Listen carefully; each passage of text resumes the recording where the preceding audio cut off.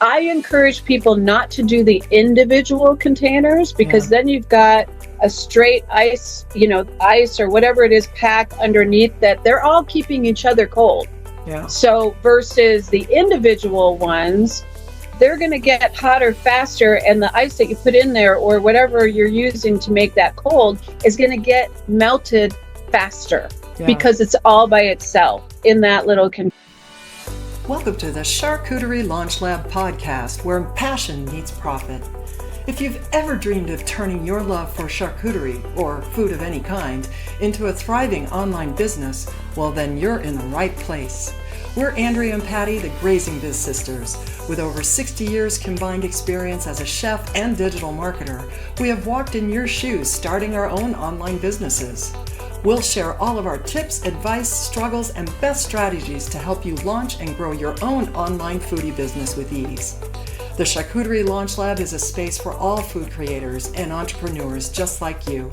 Let's dive in and get your yummy business launched online, one board at a time. Hey, it's Patty and Andrea, the Grazing Biz Sisters. We're here with the Charcuterie Launch Lab podcast. Welcome back. We're glad you're here. Hi. Hi there. Hello. Hi, we made it through the weekend. Barely. Yeah. Yeah, so hot. crazy. It was hot. It was hot. Yeah. Hot and wet. Hot and wet. Yeah, it was for those of you who don't know, it's monsoon season here in Arizona, so it's a crapshoot pretty much every day. You don't know if you're going to get dumped on. You just don't know, and unfortunately.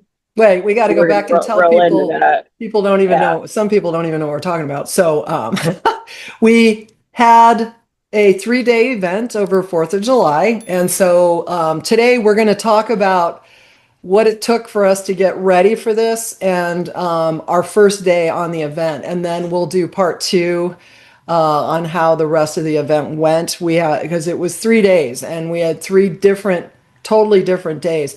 And we were out there with our brand new charcuterie cart that my husband built, my husband Mike, which by the way, we are now selling. So if you guys are at all looking for a charcuterie cart, we are offering carts that we can ship out to you depending on when you order, but we're also going to be giving you a free website with it as well. So we'll talk more about that at the next time we do this, but I'll have it on the website that you'll be able to check out pretty soon. But anyway, so let's talk a little. Let's back up. When we talk about how we were planning this, it was based on what we thought the head count was. So I have my 2 cents about how that panned out.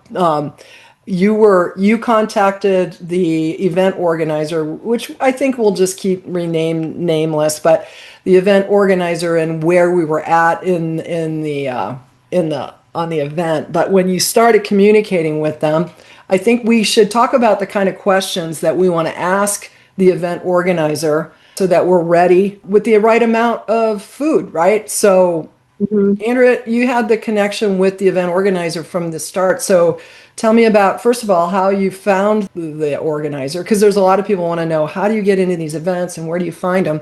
I know we've talked about it, but in this case, we'll just be a little more specific. And then your conversation with the organizer before we got there and why we ended up going to this event. Right. So we were on kind of a third-party event of an event. So it's kind of hard to explain, but so there was a main event going on and we were not part of that because we didn't sign up on time and we just weren't, you have to sign up for that event many, many months in advance. So with that said, this side hotel had a courtyard and a craft fair event that they were adding on. And so it was not in the main area. And so we took it because she was touting it as being a good location and affordable. All these things. So essentially, she was way more affordable than the main event area was. And that was a totally different organization. So we were going off of the numbers that were coming out of the main event that we were not necessarily a part of. I hope that all makes sense. Yeah. We were on the So, outer skirts of the main right. event, but we were close enough that we could see everything. There was a parade. There was a Hmm. big arts and crafts, or I don't know if it was crafts. What all was? I never It even was made it arts and out there. crafts. It was Arts a, and it, crafts. it was a craft Yeah, fair. It was a big craft fair. craft fair. Yeah, And they had streets shut down and all that 4th of stuff, but July. we were in the main thoroughfare from the main parking lot the to the square where the main events were happening. So we thought we would see a lot more traffic than we did, and for whatever reason we didn't get the traffic that we thought we would get. The organizer was new to all of this. This was the first time she'd ever even done this event on this day. I did not, it was my bad. I didn't know that. Not that it would have made a difference. I think we still would have done it, but Mm-hmm. it changed the way we set up and how much we ordered because I was basing it on the main event, not the event that we were actually in, which was a side event. So with that said, we had, it was a challenge. And as everybody knows, doing any kind of public event, where you're not in a wedding where they're saying it's 150 people or 125 people, this event you don't know. When you're in a farmer's market or a craft fair, or you don't know what the foot traffic's going to be, and there's a lot of variables. One of the variables being weather. Yeah. Well, let's Whether go or not, before we get to yeah. the weather, because we had weather problems, severe weather problems. We'll tell you about in a second. Mm-hmm. I want to back up before we do that and talk more about that discussion with the event organizer that Andrea is alluding to. Is one of the questions that we never thought about asking was, have you had experience with this Right. event before? And that was the problem because she was, and this was something Andrew mentioned, it doesn't matter, I don't think, on what market you go to. They want, or whatever you're doing at an event like this, they want to try to get vendors in there and they're going to sell you on showing up to these things. Our Mm-hmm. problem in her case is that we did not realize the way she was talking to Andrea was like, you're going to get killed, you're going to get swamped, it's a Yeah. crazy event. And turns out this woman had never done this event before. She was, I don't even know honestly where she was good. I thought while we were there doing what she was Yeah, doing, yeah. She was but very organized, but she she, didn't have the experience to know how much we were actually going to see, like how many right, people we were going to see in. see, And, she was basing it on like the number scheduled for the event. So the the foot entire traffic for event. the main event that we did not pay for, we were not a part of, that foot traffic could have been anywhere between 20 and thirty Or thousand more. people or Easy. more. 35,000 is what they say, 25 to 35,000 foot traffic. And I'm going to say, from my view, and from some friends of mine that stopped by that live up there, told me they had never seen that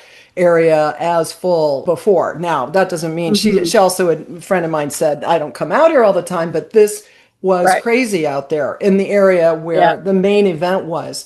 So I can't, I guess, stress enough about doing research. And it's nobody's fault. Asking the right questions from the right people probably would have been a better thing, knowing that we didn't realize this woman had not done this before. If we had known that, it would have been a different story. But that was partly our fault for not asking. But at the same time, who thinks about that? I mean, you didn't think about that. So that said, as you can tell, we're going to be telling you that the whole weekend didn't turn out as well as we had hoped because of the foot traffic. Although had we been out in the main area, we do believe it would have been better. And then, of course, on top of that, the weather kicked in. So let's talk Mm-hmm. before we talk about what happened on Friday, because let's see, what God, it's just like it's a blur. We It just got was home Friday. Oh yesterday. no, I'm It sorry. was It was Thursday. Thursday. So Yeah. we started getting ready for the event well, basically we met up on Wednesday to do a bunch of shopping, but we've been doing prepping, and that goes toward the cart and the branding and all that needed to get done. So we're really not going to talk about what we did for the cart and the branding and all that, because obviously that had to get done. The prep for the actual event, we started at the store, and we decided that going and doing everything at Costco, because up in that town, that was really the only place that we could go to get things if we started to run out. And we were concerned about that because we thought if this gets really busy, we might have to make trips to Costco. And so we Mm-hmm. thought we're going to make sure that whatever's in the town, we're going to tap into. So we met at Yeah. Costco and we got pallets of food, and we'll talk about numbers later. But and then prepping, we went straight back to Andrea's and started getting ready for what we needed to do because Andrea lives up in the area. I don't live up there. So my husband was driving the And motorhome remember, up. guys, So, as we're talking about this, yeah, check your legal rules. I can't stress that correct. enough. I know I keep saying it. In our neck of the woods, we can do a certain amount of prep. I could make all the bread that Yeah, we let's talk use about for that. our event. Yeah. I can make it all under our cottage law and bring it in as a separate entity.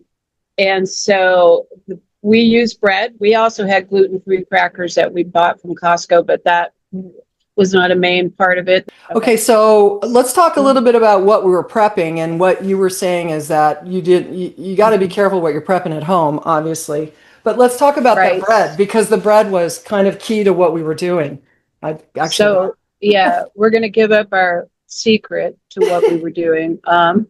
So because we told him we months would. ago, Patty had seen this reel on Facebook about this woman who had made a mini charcuterie board, and she put it on a piece of flatbread. And I It was was a like, big oh piece, my God, yeah.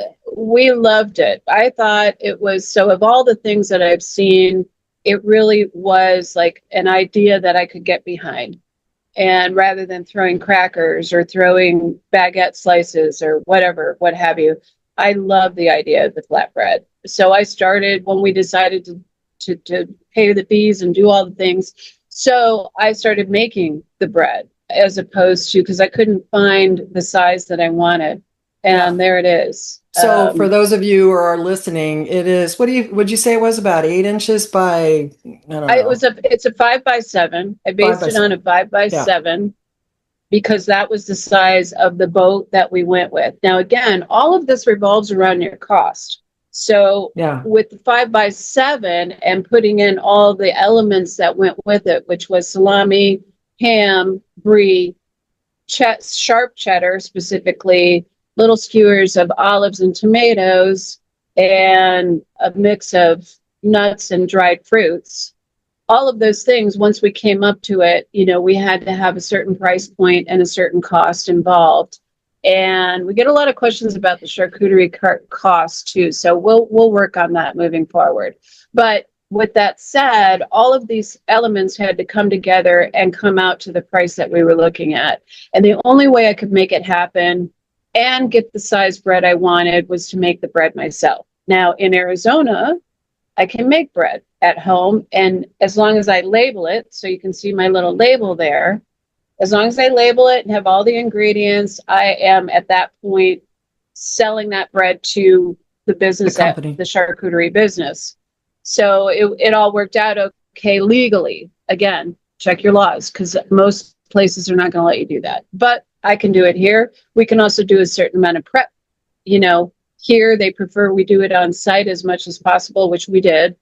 So anyways, it's all, a bunch of legal mumbo jumbo, and I can't stress enough that you need to check with your local health department to find out what you can and cannot do. So many questions about pricing, and we can't help you all regarding the health department stuff. We can guide you and tell you, these are the people you should call, and not specific, but we just cannot tell you guys legal stuff as much as I would love to, because every single state is different. Yeah. And we're very fortunate in Arizona that we don't have to worry about it. Yeah, we have a much broader range of laws, because we have so many people selling tamales and burritos and whatever off the street corners that they've really adjusted all of that. Yeah. But I also think the event that you're at, were with that. Yeah, the kind of event, and we talked about this in our previous podcast, is that your event that you're at is going to have requirements in your county, in your state, in your whatever, and what you're allowed to do versus not allowed to do. And so I'm actually going to, we're going to add, if you want to go to the YouTube version of this, you'll be able to see images of what we did and how we set up the cart and everything, because this wasn't just bringing the cart in, because we were at an outdoor event for 3 days that we had to be able to enclose every evening. And the requirements that were needed in the county were, in this case, 3 sinks to clean dishes, for hand washing sink. In this case, we were also warming the bread up on site. So Andrea had fire out there. We had a lot going on. This wasn't just hey, roll the cart in, put up an umbrella and start selling. And it's like building a little mini restaurant kitchen. Yeah, exactly. And so our challenge being in Arizona is that it was hot. So let's roll into the weather part of this, which totally, I'm not going to lie, you guys, that was a fucking shit show. We'll let you say that. So I know we're going on YouTube podcast. I hear people swear all the time, but that's what it was. All right. So if you work in a kitchen, this is how you speak. But what happened was we set up on Thursday. At 3, we were supposed to be open. Yeah. Right. And we were open, but we weren't like totally set up, but we could sell stuff at 3:00. And we had drinks and stuff too. So that worked out very well. But then I don't even know, it was like 5 maybe. Yeah, it was around 5 we started getting word about the weather coming in. Yeah, and the guy next to us said it looks like 6:00, we're probably going to get hit. I kept thinking, I'm looking up in the clouds, I was looking at the weather radar going, it really doesn't look that bad. I don't know what happened. It came over the buildings and we got clobbered. I mean, clobbered to the point that it was hail. It was hailing. I have tarps. She's laughing about it, but at the time, because your shoes were so wet. I just wanted to like crumble up and like that. That's it. I just wanted to leave. Explain the tarps. I have tarps. I have tarps for the sides for these situations because I've been in craft fairs where I've had to protect myself. So I have tarps that fit the sides and everything. So I had no time to react to this. It just came down like a torrent, and then it was hailing. And Pat is trying to cover up the stuff inside. I'm pulling everything in. It's actually kind of funny now that I think about it. But so the guy next to us, he's like 6'3", and he's helping me try to put these tarp sides up. And it was hailing, and I was getting clobbered with hail, trying to put the clamps on the side of the thing. So by the time we got done and I got inside the thing, I took one look at Patty and I go, we're done. We're done. Well, everything was not the food. The food was actually very well protected. Paper goods all got protected. Everything. We had everything wrapped up and everything was under tables and everything was where it should be. It wasn't so like the sinks, because you have to have the 3 compartment sinks. They got full of water, rainwater, because it was coming down off the canopies like a rain. It was like a waterfall, basically. Down, yeah. Just dropping down. Everything that was on the tables. We had tablecloths that were all nice and dry and beautiful. They were just a drenched mess by the time we got done with it. And it was terrible. And it lasted for like what seemed like forever. I want to say 45 minutes. It went straight. So I'm going to put a picture of Andrea in here drenched because I took a picture of her. It was, I felt so bad for her, but we were all out. It was not funny then. No. It is funny now. But at the time, as soon as I got inside, I just said, nope, we're done. Everything outside of the food and the paper products was contaminated. Everything was soaked. It was dripping. It was just like, no, we're done. So we packed up and we went home, and I had to take all the tablecloths home, all the towels. We were using towels to try and dry everything off, and the kitchen towel, everything was soaked. So the plus here is that we were able to pull the cart back in and underneath everything. So it was already under it, but it really was safe, as well as all of our and it was easy to pull everything in. Yeah, paper goods, all the napkin, all the things that we were concerned about getting wet, all of that stayed dry. So that was the good part. But it was the tables and just the way it just downpoured, and it was weird because they had set this up, like we were over this really fine, like granularly dirt that they had in this Yeah. patio area, which Yeah. was kind of crazy. Yeah. They set this up in there. But anyway, so that dirt was all over the place, bouncing all over. So anyway, as you can tell, that day didn't turn out like we had hoped at all. But on top of that, because of our location, it was just dead. And then as soon as the sun came out at 7 o'clock, and it was still hot here. I mean, and when we say hot, we were in the 80s, but by the time it comes out and we're in a patio area where there's not a lot of wind blowing around, it was like a steamy bath at that point. It was anyway. like So, Key West in August, you know, yeah. it was just, or, you know, Yeah. even worse, you know, at the middle of Florida in July. Yeah. So I, you know, again, by the time I got soaked, and I looked like I was at a wet t-shirt contest. I mean, it was just, my shirt was stuck to me. I was drenched all the way from the top to the bottom. Ooh, My we were feet all were wet, but sliding it was, around in yeah. my shoes, and yeah, it was bad. So, anyways, we packed up. We left the next day. You know, we started to, like, We got tried to start refreshed, fresh. and The only plus yeah, about that was that everything did kind of get washed off. But I got up in the morning and we got over there. So my husband and I were staying in our motorhome about a mile or 2 miles away at the most. And we had a lot of the stuff in our motorhome, keeping cool. Some of the food, like the grapes and things like that, that we could keep that were just fine, and they were in there. We also got yeah, lucky because the hotel let us use their refrigerator that they had. refrigerators. So we were able to put all of our food in there at nighttime, which helped a ton because we didn't have to schlep it all out of there. The meats and the Right. things that we had on site. But we did have a lot of the stuff in my motorhome refrigerator, which is a pretty good size. It held a lot, so that was good. So, I mean, storing. So, I guess we have to give some advice here because I feel like if you're going to set up for more than a 1 day event, and it's not that we're saying not to do it. We haven't even told you the rest of the story, and we will. But I think the moral of this story is that make sure that you've got all your bases covered because we spent a lot of time thinking about how are we going to keep things cool over a 3 day event and not knowing we were going to have this refrigerator. We had how many coolers? 5 different coolers. Five, I think, five Yeah. coolers Not to that mention the water were, jugs we needed for drinks and yeah, and you have to so have the water jugs for the cleaning of the, you know, to have the water and the hand washing, and you know, so there's a lot that goes on. I think I have a pretty decent list of things to follow up on with the checklist that I have, which is when you're doing an event like this, just things to get signed up for and to pay attention to. That will help you. But I'm going to add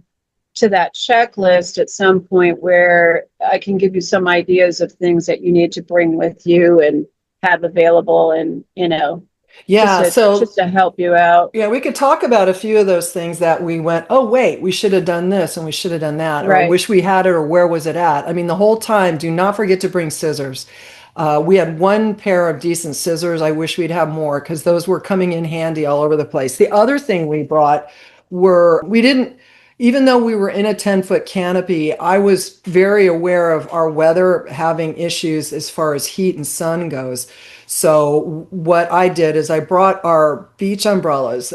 We have those ones that we got at Costco, which if you've been to Costco, many of you probably have these big blue ones that were Tommy Bahamas or something Tommy like that. Bahama. Yeah. So I had those, but the problem is that they were squirrel in the ground kind. So luckily we had our really heavy duty folding chairs that have tables on the side. So I was able to rig up those umbrellas to move with the sun because even though we were underneath the tent, we still had sun coming in at certain angles. And so that's something I could tell when they told us where our location was in this, that we were going to have sun issues on the front side of our thing. And then the people that were coming up were trying to stay out of were trying to stay in the shade. And then at certain angles, no matter how hard we tried, we still had sun coming in because we were there from 8 in the morning until 8 at night, or tried to be there till 8 at night, except that first day, which we didn't get set up, didn't have to be there till 3. So the sun was going this way. So if I can give you any suggestions, even if you're just out there with an umbrella and you're there for a day, that's probably not going to be enough because here's what you're going to be dealing with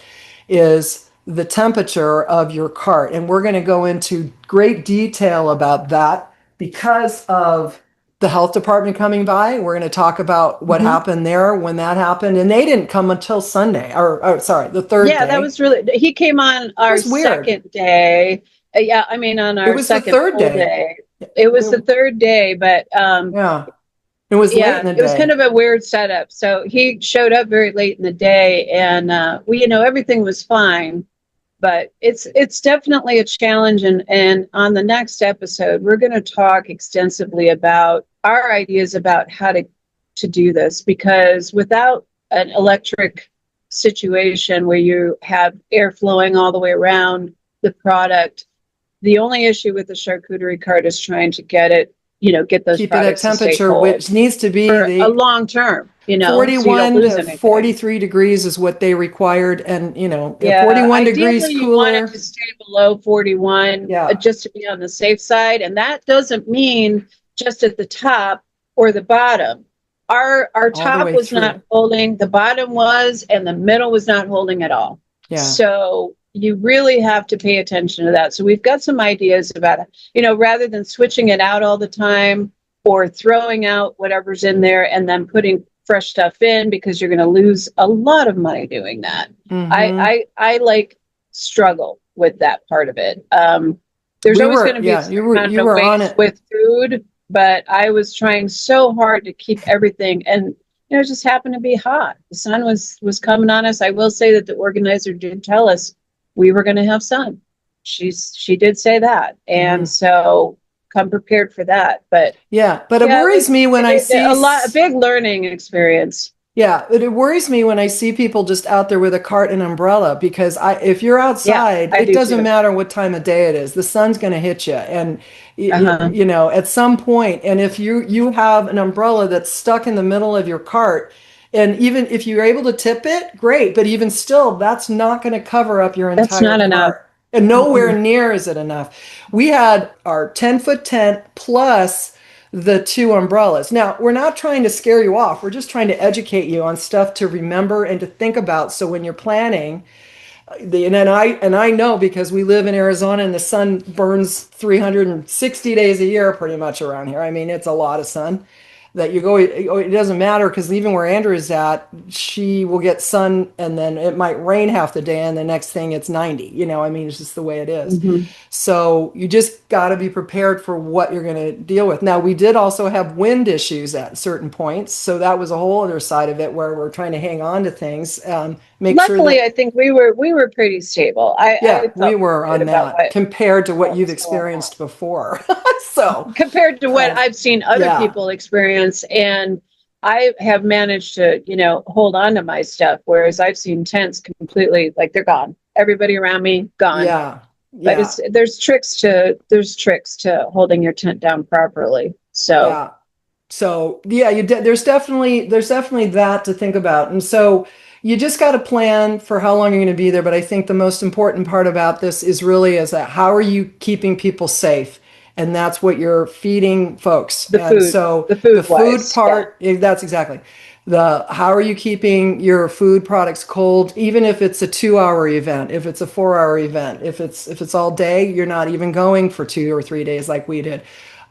You've got to think about the importance of this, because the last thing you want is to make anybody sick. But and the reality is, and Andrea made a really good point. She goes, I know you want this to look good, but I got to cover this up. And she was right. And we're now going to explore our different ways of trying to make this better, which was interesting, because the health department guy even said that there was another charcuterie cart company that was out there. I don't know, did he say it was last month? And they were indoors. I didn't know if you heard it. They were indoors, and they had at 70 degrees, and their temperatures were in the 70s on their theirs cart. Were higher. Really bad. Ours weren't that bad in the zone, but they were not as bad as that. And I had ice, I had our little ice packs on top of everything, and and he was basically like, we had to shut him down because it was just way too high. He wasn't telling us that. He was telling those people. You got to be careful about the temperatures inside those little containers, because that's why I encourage people not to do the individual containers, because then you've got a straight ice, ice or whatever it is pack underneath that, they're all keeping each other cold. Yeah. So versus the individual ones, they're going to get hotter faster, and the ice that you put in there or whatever you're using to make that cold is going to get melted faster because it's all by itself in that little container. So when you have a full ice container underneath and you have 6 pans on top of that full pan, they're all going to keep each other cold. So you're containing the space, and you're containing the cold that you can. And again, it's about keeping as much cold in the spot as you can. So I'm just saying, I know there's a lot of charcuterie carts out there. If you're going to do anything more than an hour or two, you're going to want to have something like what we did. And I think you'll see it in the picture where you have a full-size pan with 6 pans inside. Oh, yeah. So if you watch if you go to our YouTube video, we talked about it in the last episode. Yeah, we did. I thought we did. You'll see it. It's in the video if you want to go to the YouTube podcast of our last episode, which was 16, I think. So anyway, well, we just wanted to kind of give you a heads up on what we did to get set up to get up to this 3-day event. We don't want to drag this on for the whole 3 days because we're going to tell you more about how the rest of the event went. We did have breakfast. We actually, as much as it sounds terrible, we did have success. We did make money. And we'll tell you what we served and how we did it and how we managed between the two of us for an event like this. And we're going to tell you the bad parts of it, like the serving of the breakfast was a little bit of struggle. Oh, luckily we got busy. Through it. We got slammed. So we'll talk about that. Yeah, so there's positives to this story, but we're just warning you that, if you're going to do this, and there's so many of you doing events, whether it's a cart or not, whatever you're doing out in the sun, if there's food involved, you just got to do what you got to do to get yourself set up so that you're actually going to have success. And then making sure that before this event even starts, that it's the right event and what to expect there. So anyway, I think we'll finish that up for today, and then we'll come back. I am going to be traveling this week, so we're going to try to catch up and do our second part to this, the rest of it, and we'll tell you the rest of our story next week. And in the meantime, we're glad you guys are here. Yeah, she's traveling to Chicago, and I'm going to Sedona. Oh. So we may be reaching you from different places. Yeah. No, I'll be home. I'll be home on Sunday. So. You'll be home, but I'll be in Sedona. You'll be in Sedona. So there you go. Yeah, we'll try to catch up on Monday or Tuesday next week. So, but yeah, we're excited to tell you the rest of the story and then how to make this successful for you. That's the goal. Is that if you're going to go out and do this, make sure you're getting as much information as you can before and you go and do it. And anything we can do to help you, we're happy to. Don't forget that we are here we try to be here every single week, but our goal is to help you grow a successful business and give you all the tips and advice we can. Be sure that you've joined our free group on Facebook at Start Your Charcuterie Business.